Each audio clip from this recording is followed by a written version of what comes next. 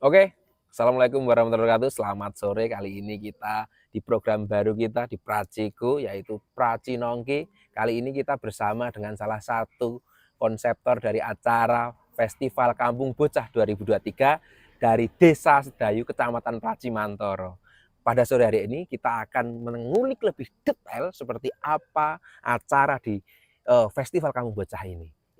Kali ini kita bersama dengan Mbak Deninta. Hai.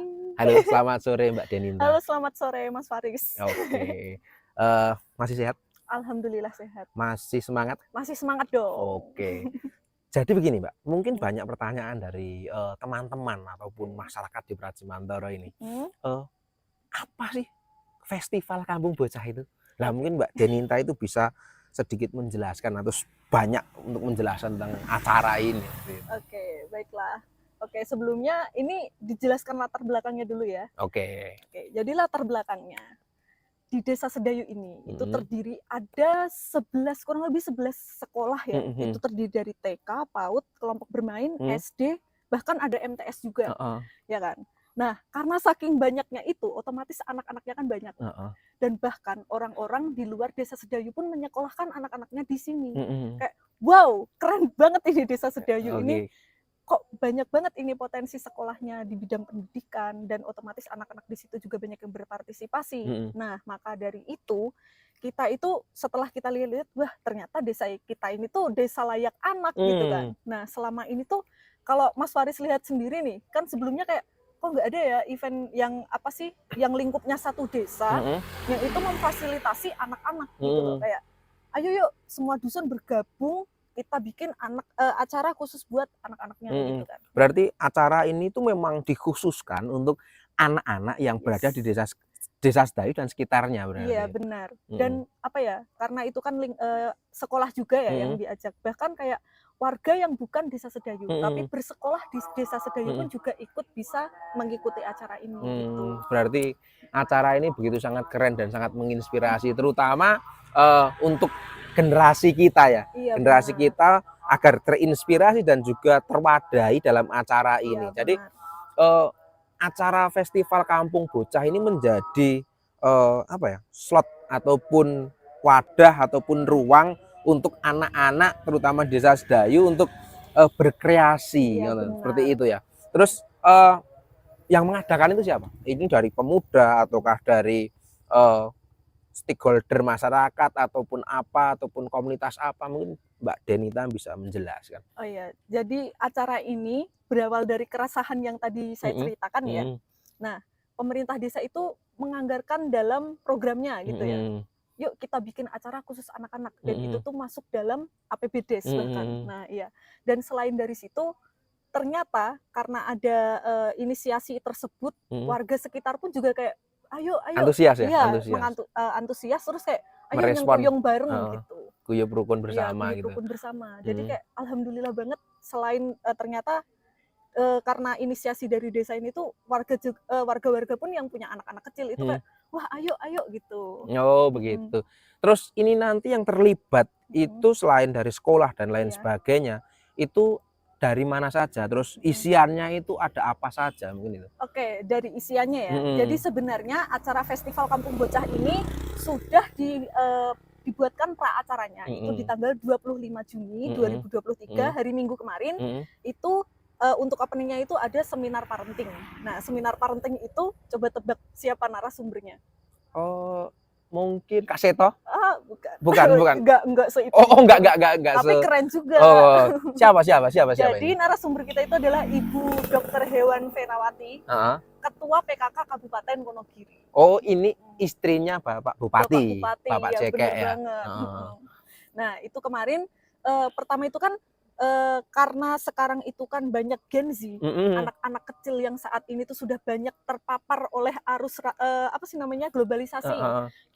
Kita lihat setiap anak tuh pasti kayak ah dolanan HP gitu kan. Uh-huh. Otomatis kayak udah tercemar banyak pengaruh gitu kan, baik eksternal luar negeri dan lain-lain. Nah, otomatis kita kan sebagai orang tua, kalau kita kolot kayak, "Oh, ra entuk ngono," nggak boleh gitu. Iya. Itu kan otomatis anak malah makin benci ya. Nah, seminar kemarin itu berisi tentang gimana sih kita itu mendidik anak sesuai dengan perkembangan zamannya gitu. Ya, Oh ya, bener. jadi seperti di temanya Festival Kampung Bocah ini kan Z Generation. Jadi ya. ini menjadi salah satu Mm-mm. apa ya, kegiatan yang memang dimasukkan di situ ya, Iya, benar. untuk bagaimana caranya ketika generasi hari ini mau tidak mau harus beradaptasi dengan cepat dengan Benar. situasi, karena perubahan tidak Pasti mungkin ada, kita ya. hentikan kan. Iya, tetap pasti ada. Tapi lebih bagaimana caranya perubahan ini mampu kita sikapi dan untuk cepat beradaptasi, seperti itu benar mungkin. sekali. Oh begitu. Jadi di tanggal 25 ini tadi sudah dimulai dari seminar parenting. Iya. Nah, terus kelihatannya di jadwal ada tanggal 1 dan 2. Itu ada apa aja? Nah, jadi tanggal 1 dan 2 itu adalah kemarin itu kan yang tanggal 25 untuk orang tuanya. Bagaimana kita mendidik anak kita di era yang seperti ini. Seperti gitu hari kan. ini. Nah, kalau yang tanggal 1 dan 2 ini adalah acara untuk anak-anak semuanya. Oh, anak-anak semuanya. Ya, kita mulai dari tanggal 1 dulu ya. Jadi di tanggal 1 nanti kita akan dimulai dengan acara senam bersama. Senam bersama. Ya, karena apa? Anak sekarang kan kayak rebahan, main HP, ngegame, biar gitu ada kan. aktivitas. Biar ada aktivitas. Soalnya nanti kan lama-kelamaan kalau anak makin ke sana fisiknya nggak bagus kan, ya gimana kita mau mengikuti perkembangan zaman gitu kan. Oke, terus selanjutnya kita itu, nah ini isu yang menarik. Itu ada lomba permainan tradisional anak-anak. Permainan tradisional. Iya, itu ada benar. seperti apa? Mesti ada yang klebrok, ada dakon, seperti itu. Iya. Menarik sekali ya. Menarik banget. Jadi kenapa itu dibangkitkan lagi? Kita lihat dari negara sebelah deh, kayak negara Jepang gitu kan. Mereka itu arus teknologinya maju. Tapi mereka tetap memegang teguh budayanya, sehingga mereka itu kayak walaupun bangsa maju, mereka masih punya karakter. Gitu. Jadi mereka masih memegang akarnya ya. Iya benar. Nah kita kayak mencoba anak-anak memunculkan kembali. Iya, memunculkan kembali. Jadi supaya untuk mereka teredukasi kembali tentang permainan tradisionalnya. Iya benar sekali. Terus setelah itu ada apa lagi? Setelah itu kita ada penampilan seni anak-anak. Seni anak-anak. Enggak cuma seni sih, kayak ada banyak gitu. Contohnya seperti tari-tarian seperti itu. Iya, tari-tarian.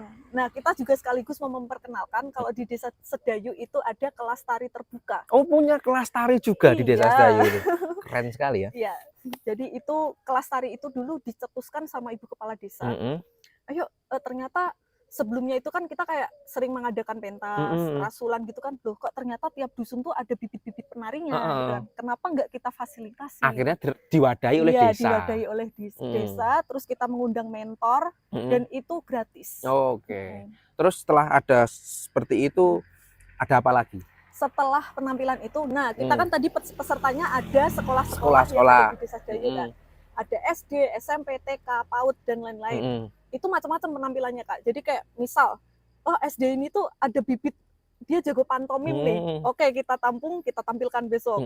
Terus ada lagi, ada yang kayak dai cilik gitu. Oh, pildacil seperti itu. Iya, pildacil kayak yang di TV-TV gitu. Oke, itu kita tampilkan. Oke, masuk. Terus ada lagi kemarin itu ada musikalisasi puisi. Oh gitu. Oke, jadi kayak semua potensi yang ada di Sedayu itu kita gali semua. Gitu, Kak. Terus kelihatannya ada yang menarik juga di tanggal 1 di akhirnya itu ada wayang kontemporer. Wayang kontemporer itu apa kok? Wayang kontemporer. Nah, jadi karena kita 2023 ya. Orang kalau nonton wayangan tuh pasti kayak aduh suwe. Alah, jenuh, bosone nggak ngerti. Orang tua. Old banget gitu kan. Nah, di wayang kontemporer ini kita tuh tujuannya ini loh, kita tuh punya budaya wayang, tapi gimana caranya kita buat penampilannya dikemas secara modern. Jadi anak-anak muda tuh kayak keren nih, yang secara ideal dan istilah anak sekarang tuh real time. Iya, real time. Ya, jadi nanti tuh kesannya nanti kalau anak muda arek ngendi nonton wayangan itu kesannya udah nggak udah nggak old lagi, tapi Wede, wayang ngendi ki Ya. gitu. Seperti kemarin juga saya lihat sepil di story nih jenengan itu, anak-anak kok pakai Android, mosok ngiringi wayang pakai Android itu gimana itu? Ya kita tuh gini ya Kak, kita kan Gen Z ya. Gen Z itu kelebihannya kan kita pasti unggul di teknologi. Dan di aplikasi HP itu tuh sekarang kayak sudah tersedia banyak. Sudah tersedia banyak drum elektrik, gitar, kendang ketipung tuh komplit gitu kan. Ya udah, gimana kalau kita mengkolaborasikan antara kesenian yang old itu, yang katanya old, dengan tampilan yang seperti itu. Yang fresh, ya, biar relate karo zamannya. Relate sama zamannya gitu. Karena kalau yang wayangan itu kan bawa alat gede-gede, itu kan banyak dan lain sebagainya. Itu mungkin kalau kita mau yang bikin klasikan, ini megah keren. Tapi kita coba eksperimen gitu ya. Jadi menarik nggak ya? Gitu. Jadi membuat suatu tampilan yang baru lah, sesuai dengan ruang dan waktunya teman-teman. Terus kemudian di tanggal 2-nya. Oke, tanggal 2. Tanggal 2 ini kita memfasilitasi anak-anak TK, PAUD, dan SD untuk orang kan bakatnya sendiri-sendiri. Yang tampilnya di depan panggung itu udah mengeluarkan kan. Kita giliran yang ada yang bisa gambar nih. Seperti lomba mewarnai, menggambar. Iya. Terus di akhirnya? Di akhirnya nanti kita akan ada penutupan yaitu reok dari Saka Budaya. Keren sekali. Jadi itu sangat sangat menarik dan sangat mengedukasi apabila nanti warga di Sedayu ataupun di Praci Mantoro dan sekitarnya jika tidak menyaksikan ini, sangat sayang banget ya.